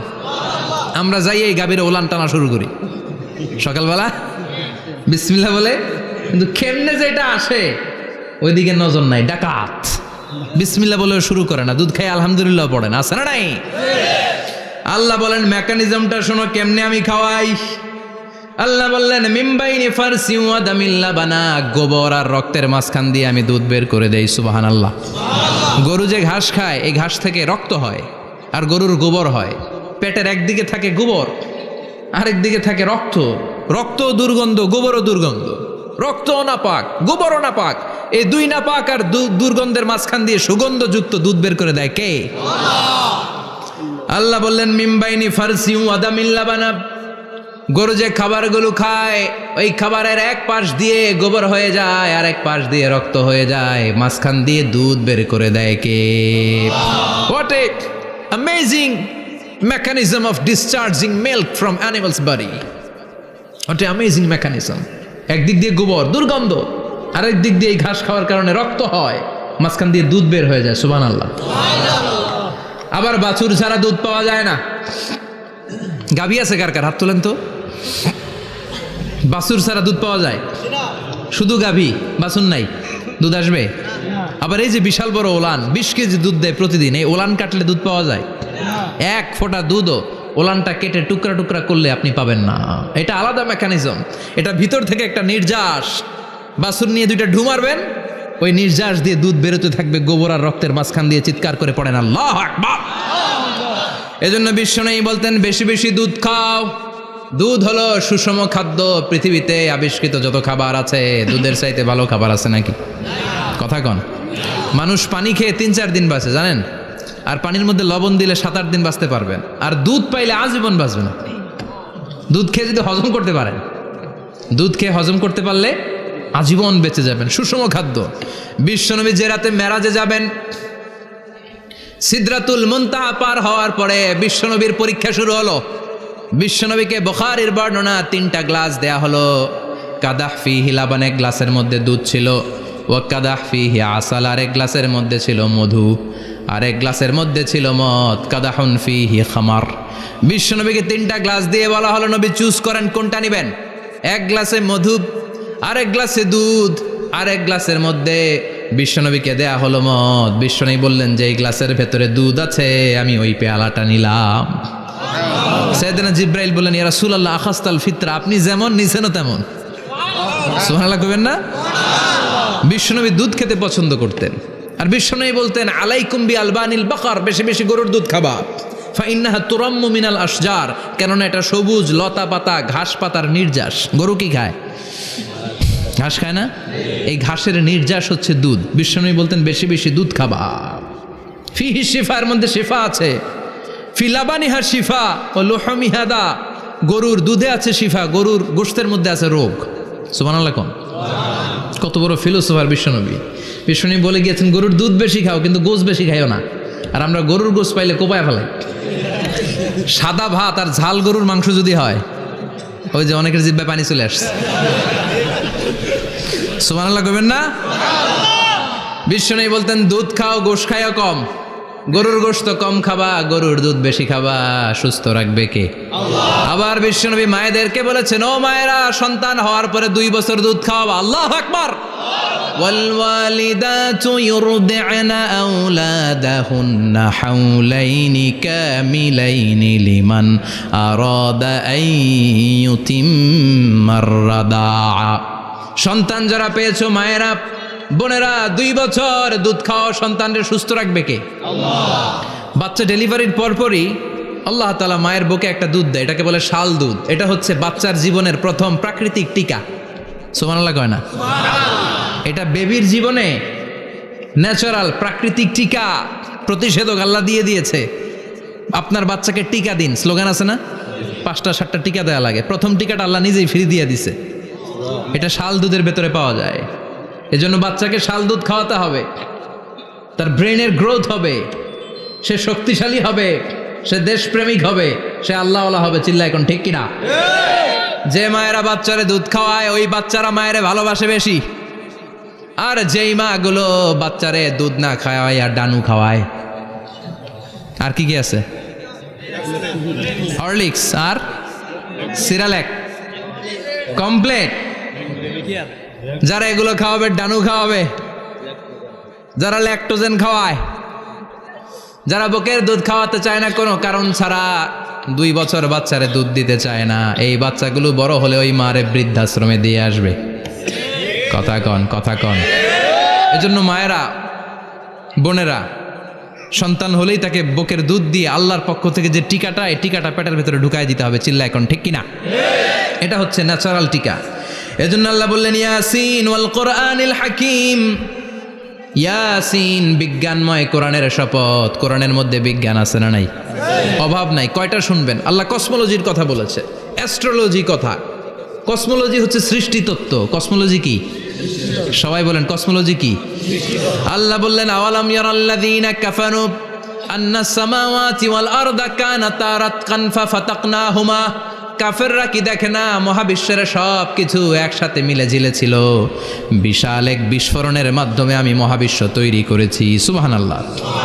আদিতে, শুরুতে কিন্তু সব আকাশ, বাতাস, জমিন, চন্দ্র, সূর্য, নক্ষত্র গ্রহ, নিহারিকা পুঞ্জ, গ্যালাক্সি, ব্ল্যাক হোল সব কিছু মিলেমিশে একসাথে ছিল। এটার ঘনত্ব ছিল খুব বেশি। মহাবিশ্বের সব কিছু ছিল একটা বিন্দু। এটাকে বিজ্ঞানীরা নাম দিয়েছে দ্য সিঙ্গুলারিটি, মহা একত্ব। এরপর একটা প্রচণ্ড বিস্ফোরণের মধ্য দিয়ে মহাবিশ্ব সৃষ্টি হয়েছে। এটার ওরা নাম দিয়েছে বিগ ব্যাং থিওরি। কি নাম? স্টিফেন হকিং মারা গেছে না গত বছর নাকি? হ্যাঁ, বছর খানিক আগে মারা গিয়েছে। সবচেয়ে বড় পদার্থবিজ্ঞানী ছিল। সে একটা বই লিখেছে, from the brief history of time, a brief history of time from big bang two black hole. সেখানে সে প্রমাণ করেছে কোরআনের এই আয়াত, কানা তারাতকান, মহাবিশ্বের সব কিছু একটা বিন্দু ছিল। চাঁদ, সূর্য, গ্রহ, তারা সব কি ছিল?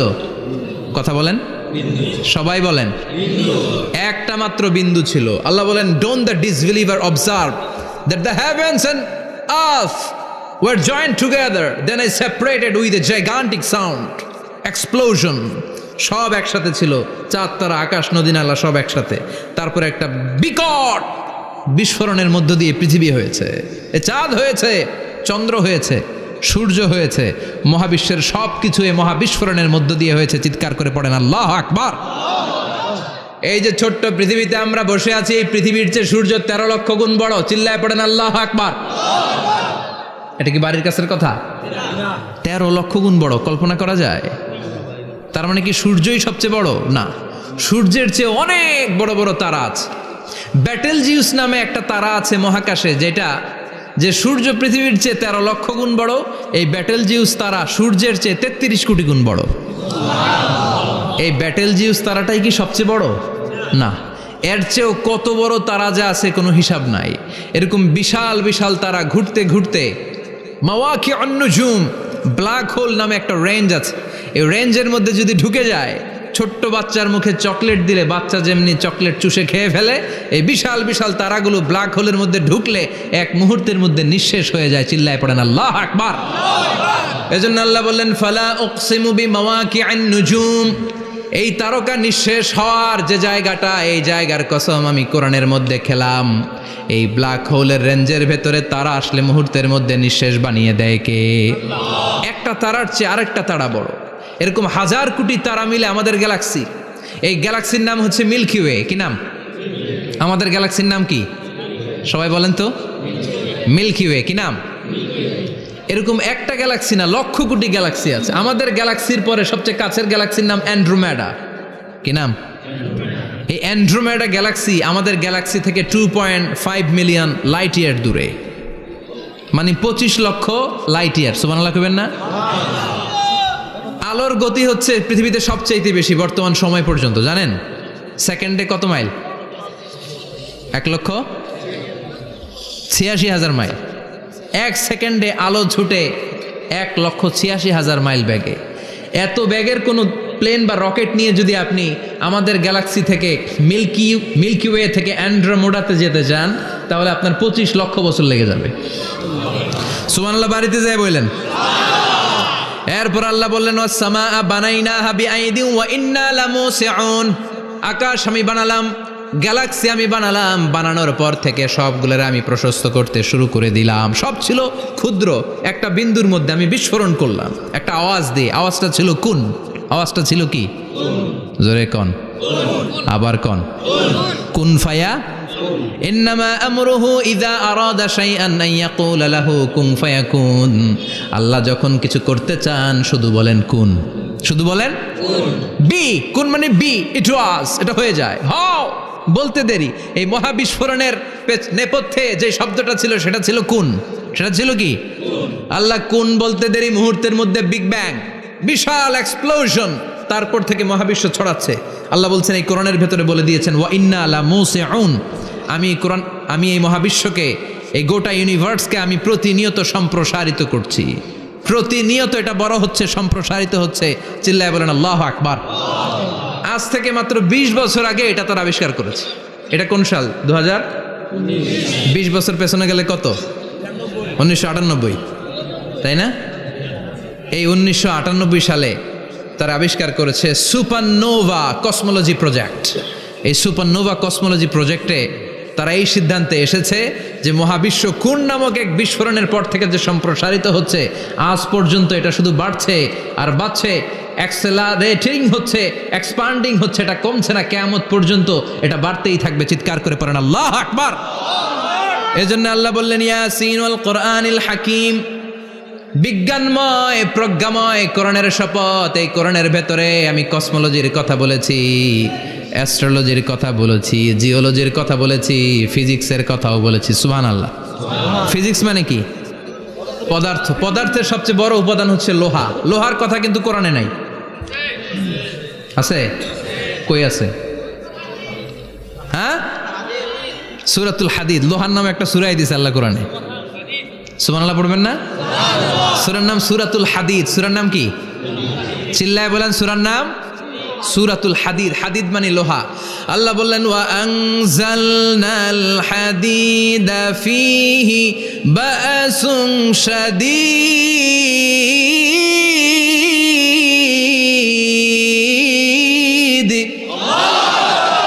ওয়া আনজালনাল হাদিদ ফীহি বাসুন শাদীদ, আমি লোহা নাজিল করলাম আর লোহার ভেতরে আমি ভয়ঙ্কর শক্তি ঢুকাইয়া দিলাম। সুবহানাল্লাহ।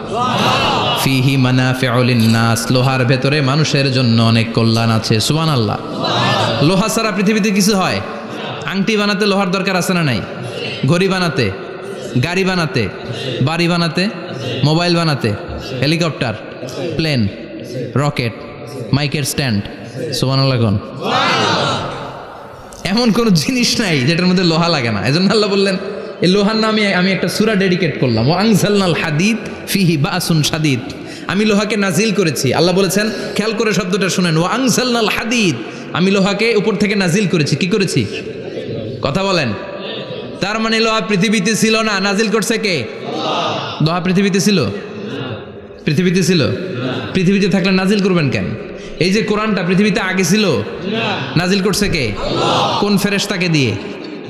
সাইয়েদনা জিবরাইল। কোন নবীর উপর? বিশ্বনবী মুহাম্মদুর রাসূলুল্লাহ। আল্লাহু আকবার। তার মানে ওহি পৃথিবীতে ছিল না, আল্লাহ উপর থেকে নাজিল করেছেন। নুজুল মানে উপর থেকে নিচের দিকে আসা।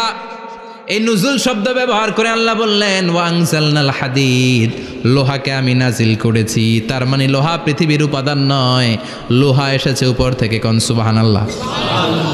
বিজ্ঞানীরা, পদার্থবিদ যারা গবেষণা করে এটাই পেয়েছেন, লোহা আসলে পৃথিবীর না। লোহা পৃথিবীতে উৎপাদন করা হয় নাই।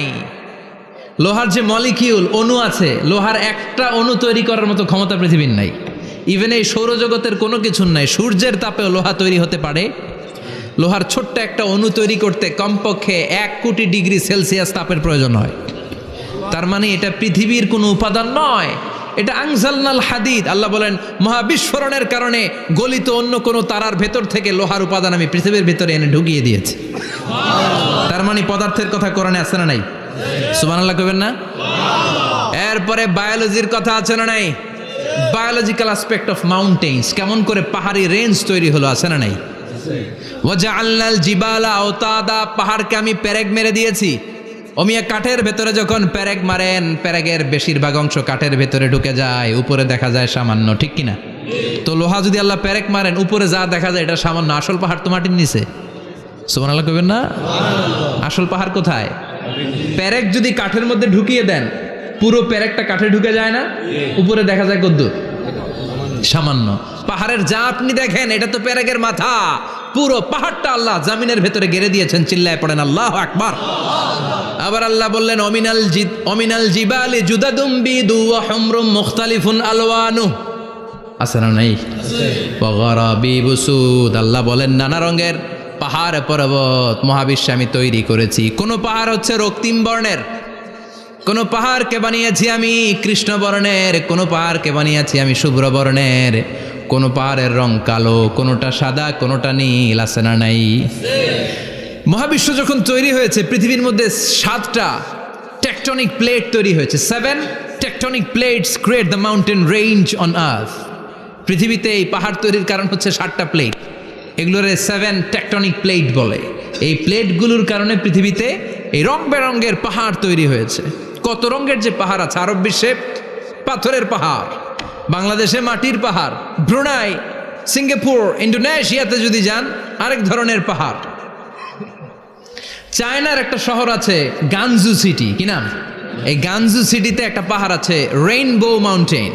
ওখানে 7 রঙের পাহাড় পাওয়া যায় এক জায়গায়। সুবহানাল্লাহ কইবেন না? রেইনবো মানে কি? রংধনু। রংধনুর কয় রং? কথা কন। ছোটবেলা আমরা মুখস্থ রাখতাম বেনিয়া সহ কলা, বেতে বেগুনি, নিতে নীল, হাতে আসমানি, শতে সাদা, হতে হলুদ, কতে কালো, লাতে লাল। সুবহানাল্লাহ নাই? মনে রাখার কি অসাধারণ পদ্ধতি। তো এই রেইনবো মাউন্টেন, রংধনুর 7 রঙের পাহাড় এক জায়গায় পাওয়া যায়। এখানে সাদা পাহাড়, এখানে সবুজ পাহাড়, এখানে নীল পাহাড়, ওখানে লাল পাহাড়, এখানে কালো পাহাড়। এই চায়নার গানজু সিটিতে আল্লাহ তাআলা 7 রঙের পাহাড় এক জায়গায় রেখেছেন। চিৎকার করে বলেন আল্লাহু আকবার। তার মানে বায়োলজির কথাও কোরআনের ভেতরে আছে না নাই? এরপর আল্লাহ বললেন কেমন করে আকাশ থেকে আমি পানি নাজিল করে, এটাও কোরআনে আছে না নাই? আমরা ছোটবেলা পড়েছি ওয়াটার সাইকেল, হাইড্রোলজিক্যাল সাইকেল। কেমন করে সূর্যের তীব্র তাপ সাগর থেকে পানিকে জলীয় বাষ্প করে উপসে নেয়, উপরে নিয়ে সেটাকে পুঞ্জীভূত করে দেয়, ঘনীভূত করে দেয়, মেঘ হয়ে যায়, সেখান থেকে ঝিরিঝিরি ঝিরিঝিরি বৃষ্টি পড়ে, আছে না নাই? আর ওই বৃষ্টির গান আমরা গাই, এই বৃষ্টি ভেজা রাতে তুমি চলে যেও না। ওই বৃষ্টি পেয়ে আল্লাহর কাছে দোয়া করে না? বিশ্বনবী বলেন রহমতের বৃষ্টির নিচে দাঁড়িয়ে কেউ যদি হাত তুলে দোয়া করে, ওই দোয়া কবুল করে কে? আল্লাহ। আবার আকাশের মধ্যে মেঘের ঘনঘটা দেখলে বিশ্বনবী পেরেশান হয়ে যেতেন, হয়রান হয়ে যেতেন, আর আল্লাহর কাছে বলতেন আল্লাহ এই মেঘ দিয়ে তুমি আমাদেরকে আযাব দিও না, তুমি আমাদেরকে গজব দিও না, তুমি আমাদেরকে শেষ করে দিও না, এই মেঘ থেকে তুমি আমাদেরকে রহমতের বৃষ্টি দাও। পড়ে না আমিন। বৃষ্টি দেখলে বিষ্ণু বলতেন আল্লাহুম্মা সাইয়িবান নাফিআ, ইয়া গাউসু আগিসনা গাউসান মুগীসান মারিআন মারিআন নাফিআন গায়রা দার আজিলান গায়রা আজিল। হে আল্লাহ এই বৃষ্টি থেকে তুমি ঠান্ডা রহমতের পানি দাও। কি দাও? আল্লাহ মেঘে দে পানি দে, ছায়া দে রে তুহু, আল্লাহ মেঘে দে। পড়েন পড়েন, আল্লাহ মেঘে দে পানি দে, ছায়া দে রে তুহু, আল্লাহ মেঘে দে। এই ওয়াটার সাইকেলের কথা আল্লাহ বলেছেন। আলাম তারা আন্নাল্লাহ ইউসজি সাহাবান। কাফের নাস্তিক যেগুলো সমাজের আবর্জনা খড়কুটা, ওরা কি দেখে না কেমন করে আমি বাতাসকে জলীয় বাষ্প করে আকাশে তুলি, বায়ুমণ্ডলে নিয়ে যাই, সুম্মা ইউআল্লিফু বাইনাহুম, জলীয় বাষ্পগুলারে তখন আমি ঘনীভূত করি, সুম্মা ইয়াজআলুহু রুকামান, এরপরে আমি মেঘে পরিণত করি, ফাতারাল ওয়াদকা ইয়াখরুজু মিন খিলালিহি, তারপর মেঘের ভেতর থেকে ঝিরিঝিরি ঝিরিঝিরি বৃষ্টি নাজিল করে কে?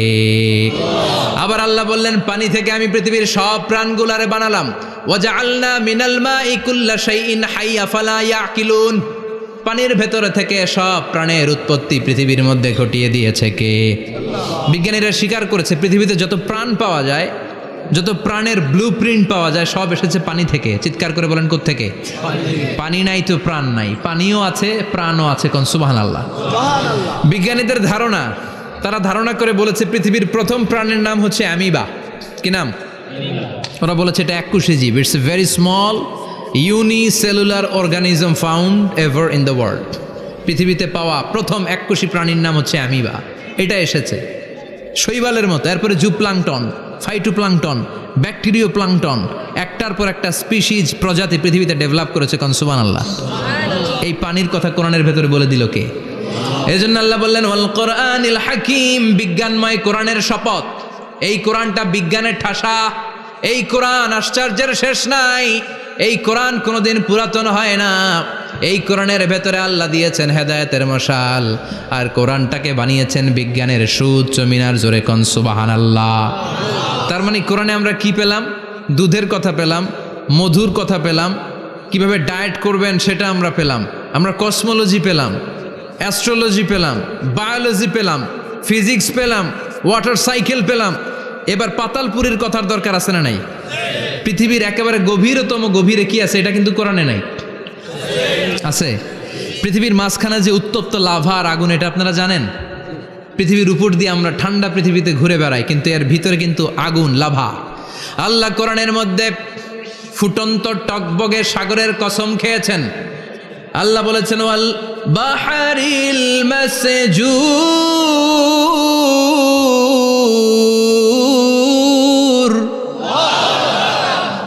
কোরআনের ভেতরে ফুটন্ত টকবগে সাগরের পানির কসম খেলাম, পড়েন সুবহানাল্লাহ। সাগরের পানির ফুটন্ত টকবগে সাগরের পানির কসম। সাগরের পানি আবার ফুটন্ত হয় কি করে? পানি কি হয়? ঠান্ডা। পানি কি? কথা বলেন। আল্লাহ পৃথিবীর ভেতরকার কথা চিন্তা করে বলেছেন ওয়াল বাহরিল মাসজুর। ইউনাইটেড স্টেটস অফ আমেরিকার নেভাল একাডেমির সায়েন্টিস্টরা এই আয়াতের উপর রিসার্চ করেছে যে সাগরের ভেতরে আবার এই ঠান্ডা পানির ভেতরে আবার উত্তপ্ত আগুনের লাভা আসলো কোত্থেকে। রিসার্চ করার জন্য তারা সাগরের ভেতরে পাইপ ঢুকিয়েছে। পাইপ ঢুকাতে ঢুকাতে অনেকগুলো লেয়ার তারা পার করেছে। রূপান্তর শিলার স্তর, পাললিক শিলার স্তর, আগ্নেয়গিরির শিলার স্তর, মার্বেল পাথরের অনেকগুলো শিলার স্তর পেরিয়ে যাওয়ার পরে তারা পাইপ ঢুকানোর পরে দেখতে পেয়েছে পাইপগুলো গলে যায়। পাইপগুলো কি হয়? তার মানে ভিতরে কি আছে? গত কয়েক মাস আগে জাপানে কিছু জিওলজিস্ট, ভূতত্ত্ববিদ, তারা গবেষণা করে পৃথিবীর এক মাথা থেকে আরেক মাথায় যেতে চাচ্ছে, মানে প্রতিপাদ স্থান। বাংলাদেশের এখান থেকে ছিদ্র করলে আপনি দক্ষিণ আমেরিকার চিলির সান্টিয়াগোতে যেয়ে উঠবেন। কথা বুঝতে পেরেছেন? তার মানে বাংলাদেশের প্রতিপাদ স্থান হচ্ছে দক্ষিণ সাউথ আমেরিকার চিলির সান্টিয়াগো। আবার ইন্ডিয়া থেকে ছিদ্র করতে করতে পৃথিবীর আরেক মাথা দিয়ে উঠবেন। সুবহানাল্লাহ বলেন। এটা তারা শুরু করেছে কিন্তু এখনও সফল হয় নাই। ইউএসের নেভাল একাডেমির সায়েন্টিস্টরা পাইপ ঢুকাতে ঢুকাতে দেখে একটা পর্যায় শেষে পাইপ আর ঢুকানো যায় না। পাইপগুলো পৃথিবীর ভেতরে যেতে যেতে গলে গলে পানি হয়ে যায়। সুবহানাল্লাহ কইবেন না? এই রিসার্চ প্রজেক্টের যিনি চিফ, উনি বললেন bring the water proof pipe from America. America থেকে ওয়াটার প্রুফ পাইপ নিয়ে আস। আমার এমন পাইপ লাগবে গবেষণা করার জন্য যে পাইপ আগুনে জ্বলে না। ওয়াটার প্রুফের মধ্যে আগুন লাগালে আগুন ধরবে? বুলেট প্রুফে বুলেট মারলে বুলেট ঢুকবে? মাননীয় প্রধানমন্ত্রী শেখ হাসিনা যে গাড়িতে করে চড়ে, এটা বুলেট প্রুফ কার? গুলি মারলে ঢুকবে? আবার গুলি মারতে যায় না, 14 গোষ্ঠী উদ্ধার করে ছাড়বে আপনার, খবরদার। তো আমেরিকা থেকে ফায়ার প্রুফের পাইপ নিয়ে আসা হলো। নেভাল একাডেমির চিফ সায়েন্টিস্ট পাইপ ঢুকাতে আরম্ভ করলেন। ঢুকাতে ঢুকাতে পৃথিবীতে কিন্তু অনেকগুলো স্তর আছে। এই যে বালু মাটি, সব কিন্তু বালু মাটি নয়। আপনি খুঁড়তে খুঁড়তে পেয়ে যাবেন পাললিক শিলা, এরপরে রূপান্তরিত শিলা, এরপরে মার্বেল পাথরের শিলা, এরপরে শুরু হবে গরম আগ্নেয়গিরির শিলা। ওই শিলার ভেতরে এমন আগুন আল্লাহ রেখেছে, ওই নেভাল একাডেমির সায়েন্টিস্টরা ফায়ার প্রুফের পাইপ ঢুকাতে ঢুকাতে একটা লেভেল যাওয়ার পরে দেখে যে ফায়ার প্রুফের পাইপও গলে গলে মুহূর্তে পানি হয়ে যায়। তার মানে ভেতরে এমন আগুন আল্লাহ রেখেছে, ওই আগুনের তুলনায় পৃথিবীর আগুনের মতো নয়। ওই আগুনটাই জাহান্নামের আগুন। আবার বিজ্ঞানীরা গবেষণা করে ওই আগুনের মধ্যে মানুষের চিৎকার শুনেছে। এজন্য হাদিসে এসেছে আল্লাহর ওলিরা, মুমিন বান্দারা মারা গেলে তাদের রূহগুলো আকাশে চলে যায়, ইল্লিনে চলে যায়। আর কাফের মুশরিক আর নাস্তিকগুলো মারা গেলে তাদের আত্মাগুলো পৃথিবীর মাঝখানে সিজ্জিনে চলে যায়। ওই সিজ্জিনের ভেতরে আগুন আছে না নাই? চিল্লায় বলেন। তার মানে পাতালপুরীর কথাও আছে, সাগরের কথাও আছে, আকাশের কথাও আছে। কেমন করে দুনিয়াতে আমরা আসলাম সেটাও আছে। এমব্রয়োলজি, ভ্রূণতত্ত্বের কথা কোরআনে আছে না নাই? পৃথিবীতে আল্লাহ কয়েক সিস্টেমে মানুষ বানালেন। সৈয়দনা আদমকে বানালেন, মাও নাই বাবাও নাই। সৈয়দনা আদম আলাইহিস সালামের বাবার নাম কি? মায়ের নাম কি? মাও নাই বাবাও নাই। আবার সৈয়দনা ঈসা আলাইহিস সালামকে আল্লাহ তৈরি করলেন, শুধু মা আছে বাবা নাই। আবার আমাদের সবাইকে আল্লাহ বানালেন, মাও আছে বাবাও আছে, ঠিক কিনা? এরপরে ছোট্ট এক ফোঁটা নাপাক থেকে আল্লাহ আমাদেরকে বানালেন। এই এক ফোঁটা বীর্যের মধ্যে যে প্রাণ আছে, এটা দুজন বিজ্ঞানী আবিষ্কার করেছে। লিয়েন হুক মাইক্রোস্কোপ যন্ত্র দিয়ে তারা বীর্যের মধ্যে, স্পার্ম ড্রপের মধ্যে গবেষণা করে পেয়েছে যে ওখানে কি যেন নড়ে। ওই এক ফোঁটা ড্রপের মধ্যে কি যেন নড়ে। সেখান থেকে ওরা আবিষ্কার করেছে এই স্পার্মের ভেতরে, শুক্রাণুর ভেতরে প্রাণের অস্তিত্ব আছে। এক ফোঁটা স্পার্মে, এক ফোঁটা বীর্যের মধ্যে 20 কোটি যদি শুক্রাণু না থাকে, ওই স্পার্ম থেকে আল্লাহ বেবি দেয় না, সন্তান দেয় না। সুবহানাল্লাহ কোন? এজন্য আল্লাহ বললেন হাল আতা আলাল ইনসানি হিনুম মিনাদ দাহরি লাম ইয়াকুন শাইআম মাযকুরা। ও মানুষ, কেন এত অহংকার করো? নজর করে তোমার জীবনের শুরুটার দিকে একটু তাকাও। কি ঝিলা তুমি? এক ফোঁটা নাপাক পানি, একটা স্পার্ম ড্রপ থেকে এসেছো। ইয়াখরুজু মিন বাইনি সুলবি ওয়াত তারায়েব। বাবার পৃষ্ঠদেশ থেকে মায়ের গর্ভদেশের মধ্যে তোমাকে নিয়ে গেল কে?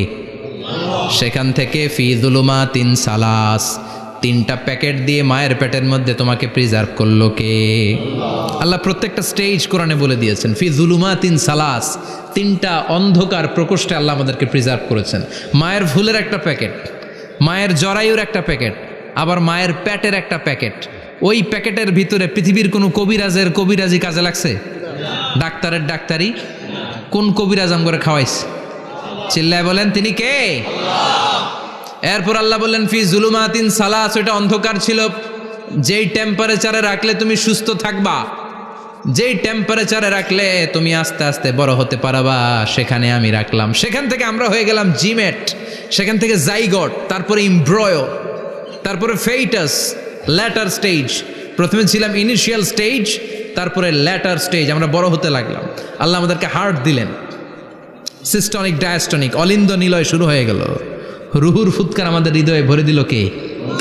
আল্লাহ আমাদেরকে স্কেলিটন দিলেন, কঙ্কাল, স্পাইনাল কর্ড দিলেন, আমাদের স্কাল দিলেন, মাথার খুলি দিলেন, লাঞ্চ দিলেন, ফুসফুস দিলেন, গল ব্লাডার দিলেন। যেখানে যেটা ঠিক যেমন ভাবে দেয়া দরকার মায়ের পেটে থাকতেই সেটা দিয়ে দিয়েছে কে? আল্লাহ। এরপর 8 মাস আমরা মায়ের পেটে মারে কষ্ট দিলাম। ওই মুহূর্তে আমার মা আমার জন্য যতটা কষ্ট করেছে পৃথিবীর কেউ ওই খবর রাখে না। জোরে কোন ঠিক কিনা? বোঝা হয়ে গিয়েছিলাম, একটা বস্তা। আমরা প্রত্যেকে মায়ের পেটে ছিলাম একটা কি এই বস্তা নিয়ে আমার মা খেতে যেত, ঘুমাতে যেত। এই বস্তাটা পেটে করে আমার মা রান্নাঘরে রান্না করত, একদিনও রান্না বন্ধ হয় নাই। এই বস্তাটা নিয়ে আমার মা টয়লেটে যেয়ে বসতে পারতো না। 8 মাস এরকম কষ্ট করেছে। এজন্য মায়ের মনে কষ্ট দিলে আল্লাহর আরশ কেঁপে যায়। মায়ের কাছ থেকে দোয়া নেওয়ার দরকার আছে না নাই? মায়ের মনে কষ্ট দিবেন? মায়ের সাথে বেয়াদবি করবা কেউ? মায়ের থেকে দোয়া নেওয়ার দরকার আছে না নাই? মা যার নাই সে জানে মা না থাকার কি জ্বালা। চিল্লা এখন ঠিক কিনা? যখন রাত্রি নিঝুম, এই চোখে ঘুম, একলা শূন্য ঘরে, তোমায় মনে পড়ে মাগো, তোমায় মনে পড়ে। যখন রাত্রি নিঝুম, এই চোখে ঘুম, একলা শূন্য ঘরে, তোমায় মনে পড়ে মাগো, তোমায় মনে পড়ে। ঠিক কিনা? এজন্য এই মায়ের জন্য দোয়া করার দরকার আছে না নাই? আল্লাহ বললেন 8 মাস 9 মাস মায়ের পেটের ভেতরে ছিলা, তারপরে দুনিয়ার বুকে তোমারে আনলো কে? ছোট্ট নাপাক ছিলাম, এই ছোট্ট এক ফোঁটা পানি থেকে আমাদেরকে বড় করছে কে? আল্লাহ। তার মানে এমব্রয়োলজি, ভ্রূণ তত্ত্বের কথা কোরআনের ভেতরে আছে না নাই? সে আল্লাহ বললেন ইয়াসিন ওয়াল কোরআনিল হাকিম ইন্নাকা লামিনাল মুরসালিন আলা সিরাতিম মুস্তাকিম। সুবহানাল্লাহ পড়েন। আল্লাহ বললেন ইয়াসিন, এরপরে বললেন আল কোরআনিল হাকিম, প্রজ্ঞাময় কোরআনের শপথ।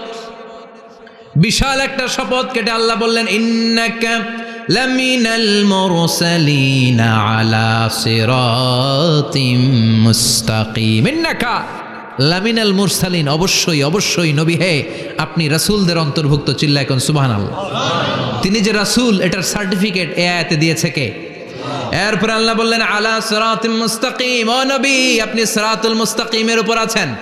যেই দোয়াটা প্রতিটা নামাজের মধ্যে প্রতিদিন প্রত্যেক রাকাতে সূরা ফাতিহাতে আমরা পড়ি, ইহদিনাস সিরাতাল মুস্তাকিম। O Allah, show us the right path, show us the correct path.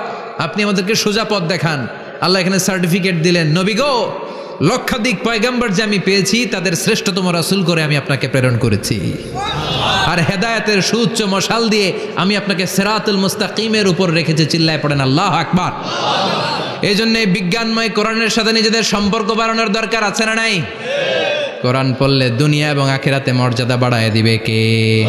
কোরআনের আইন দিয়ে সমাজটারে সাজানোর দরকার আছে না নাই? কোরআন দিয়ে আমাদের সমাজটা সমৃদ্ধ হোক আমরা চাই কি চাই না?